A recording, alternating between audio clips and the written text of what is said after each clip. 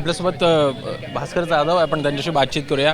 आज 59वा वर्धापन दिन आहे, कशा प्रकारे बघता आहे? एक नवीन वाटचाल म्हणावी असं आहे की गेले 59 वर्ष प्रत्येक वर्षी येणारा वर्धापन दिन हा एक नवीन उमेद, नवीन ऊर्जा आणि एक नवीन उत्साह आमच्याकरता घेऊन येत असतो।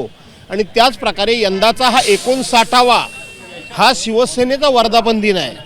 19 जून 1966 साली हिंदुहृदय सम्राट शिवसेना प्रमुख माननीय बाळासाहेब ठाकरे यांनी स्थापन केलेल्या शिवसेनेचा हा वर्धापन दिन आहे।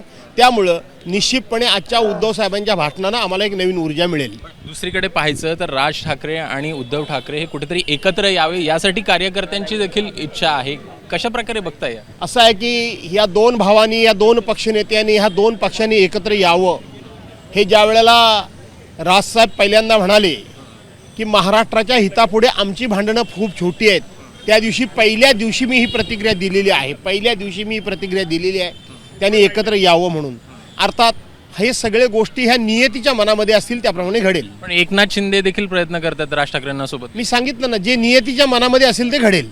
आपल्यासोबत देशमुख सर आहेत, तुम्ही कशा प्रकारे बघताय या सगळ्याकडे की एकूणच जर का एकनाथ शिंदे जर जाणार असेल, तुम्ही एक वेळ अनुभवला आहे एकनाथ शिंदेंना, काय त्याचे रिपरकेशन होऊ शकतात? काय अडचणी जर का ते राज ठाकरे सोबत गेले तर होऊ शकतात? मला नाही वाटत राजसाहेब त्यांच्यासोबत जाणार नाही। एकनाथ शिंदे ठाकरे बँड संपवायला निघाला, ते राजसाहेबांना त्याची कल्पना आहे। एकूणच राज ठाकरे जर पाहायचं तर हे कुठेतरी प्रयत्न करता आहेत किंवा राज ठाकरेंकडनं प्रयत्न होत आहेत का?